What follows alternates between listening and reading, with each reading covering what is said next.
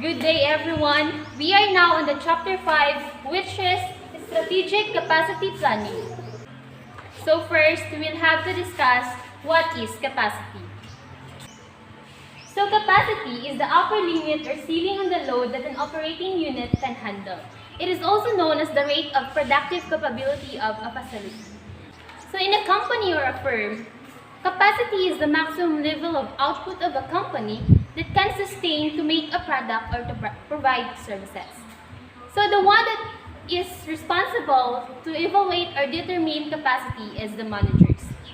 He or she should recognize the broader effect of capacity decisions in the entire organization. So there are some common strategies that a company or a firm should use. These are the leading capacity, following capacity, tracking capacity, and the two most useful functions of capacity are the design capacity and the effective capacity that we will discuss later on the capacity estimation. So we have here a table which is the example of capacity measures. We have a type of organizations, the measure of capacity which is the inputs and outputs. The first example is manufacturer or manufacturing company. The inputs there is machine hours per shift and the outputs are the numbers of units of shifts. Another example is the hospital. The inputs in the hospital is the number of births or beds. The outputs are the number of patients treated. Next is airline. The inputs there is the number of planes or seats, and the outputs are the number of seat miles flown. And the last is restaurant. The inputs in the restaurant are the number of seats, and the outputs are the customers per time. And that was the capacity is all about.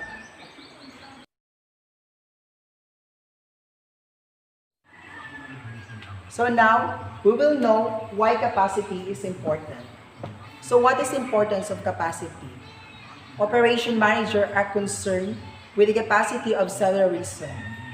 First, they want sufficient capacity to meet customers' demand in timely manner. Second, capacity affects the cost efficiency of operation, the ease or difficulty of scheduling output, and the cost of maintaining facility. And the last one is capacity requires an investment since managers seek to a good return on investment. Both the cost and revenue of a capacity planning decision must be carefully evaluated. So after we know the importance of capacity, we will discuss what is capacity planning. So capacity planning is a process used by a business to determine the resources will acquire to meet demand for its products or services. So capacity planning is very important in our organization. Why? Because it is the process used to determine how much capacity is needed in order to manufacture new production or to begin a new production for a new product. So it involves innovation, which innovation is very important to meet or to maintain the long-term success of an organization. So long-term capacity planning is an important part of the strategic planning of the firm. So companies should make continued investment in people, technology, research and development, and capital assets such as buildings, machineries, and other equipments. In an organization, the managers must evaluate and consider trade-offs of a number of factors while establishing a long-term capacity plan for the firms. So these factors are forecast growth in demand, future upgrading of technology which may become necessary to gain competitive edge over others, anticipated moves by competing firms, reliance on learning curves without additional investment, forecast of availability of funds for the future investment, and the cost of new capacities and capacities which can provide economies of scale. So first is forecast growth in demand. It involves process of predicting future sales. Second is future upgrading of technology which may become necessary to gain competitive edge over others. This involves new technology to acquire advantage to other or to your competitors. Third is anticipated moves by competing firms. This involves which in any firms anticipating competitors' action and reactions to your moves may be the key determinant of success for any strategies. Second is future upgrading of technology which may become necessary to gain competitive edge over others. This involves new technology to acquire advantage to other or to your competitors. Third, anticipated moves by competing firms. In any firms, anticipating competitors' actions and reactions to your moves may be the key determinant of success for any strategies. Fourth, reliance on learning curves without additional investment. It is the learning and organizational and technological change and discusses how an experience curve might be used to monitor improvement and establish future performance. Fifth, the forecast of availability of funds for the future investment. This financial forecast used to develop projections for profit and also used to predict what will happen to the company in the financial terms over the given period of time. And the last is the cost of new capacities and capacities which can provide economies of scale. In this factor, it is important to know the cost of new capacities to surely provide economies of scale or to link between the size of a company and that company's ability to sell its goods and products at the lower potential cost. So next topic will be capacity planning for products and services. As what I've said on the definition, capacity planning refers to a system's potential for producing goods or delivering services over a specified time interval. In other words, capacity planning for products and services is a practice of planning in determining production capacity and workforce used to make your supply chain is equipped to meet demands. Capacity planning for products and services also let business to know how and when to scale, create better design capacity, take risks within a period of time. Capacity planning also involves two considerations: the long-term consideration and the short-term consideration. Long-term consideration relates to the overall of the capacity. However, the short-term consideration relates to the variations in the capacity requirements due to seasonal, random, and irregular fluctuations in demands. There is also a three key inputs to capacity planning. First is the kind of capacity will be needed. So, you have to consider what kind of capacity planning to be applied on your business. Second is how much of capacity will be needed. You have to know also how much capacity to apply in your business. And the last one is when will it be needed. So you have to assess your business if you need to apply those key inputs. In addition to this topic, there are three basic steps on how to start a capacity plan. First is measure. First, you'll need to measure your resource capacity. How many deliveries can each of your drivers make into a given period? How many orders can fit onto each of your trucks? It is important to answer those types of questions as accurately as possible because the rest of your plan will be based on these numbers. Second is analyze. Once you have accurate measurement, you can spend time analyzing those information. Making graphs will help you understand the numbers and make demands for forecasting easier. And the third one is formulate.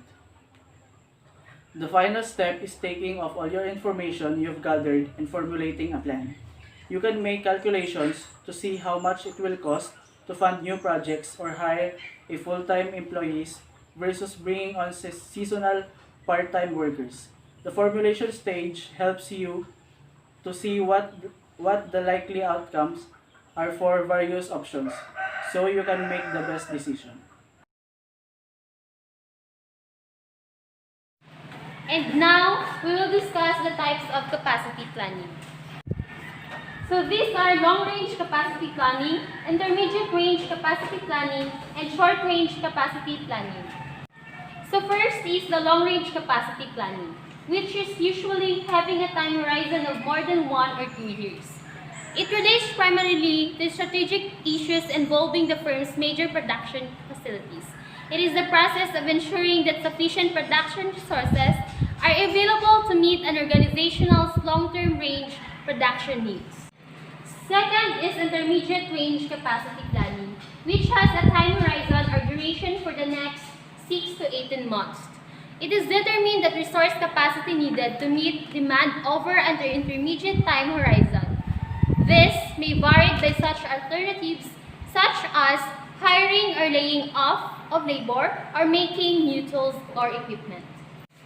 And the last is short-range planning, which has a time horizon or duration of less than 1 month. This concerns issues of scheduling labor shifts and balancing resource capacities. So it means that the goal of short-term capacity planning is to handle unexpected shifts in demand in an efficient economic manner. So that was the types of capacity planning.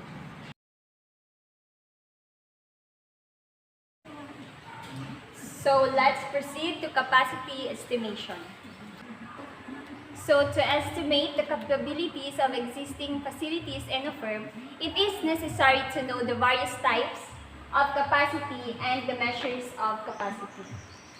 The types of capacity are production capacity, design capacity, effective capacity, maximum capacity, and the measures of capacity. So the first type of capacity estimation is the production capacity. Production capacity is the maximum rate of production or output of an organization. So production capacity refers to the maximum amount of output that can be obtained through a certain machine or production line. So next is the design capacity. It refers to the maximum output that can possibly be attained.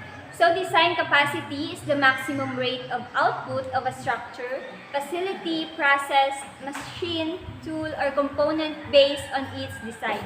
So it is the capacity that can be achieved under ideal conditions with unlimited resources such as labor, power, materials, and parts. Effective capacity. It is the maximum possible output given a product needs, scheduling difficulties, machine maintenance, quality factors, and absenteeism, and etc. So in effective capacity, it is the maximum capacity of something based on its design capacity and the resources available to it. So next is the maximum capacity, or also known as peak capacity. It is the maximum output that a facility can achieve under ideal conditions. In maximum capacity, it cannot be sustained for a long periods of time or with a greater amount of resources. It is usually expressed by hours. So let us proceed to the measures of capacity. Measures of capacity can be expressed in number of units of output per period. So in measures of capacity, we have different measures that are applicable in different situations. So in such situations, the capacity is expressed as man-hours or machine hours. So this is the formula for capacity estimation. Capacity utilization rate is equal to capacity use over best operating level or design capacity.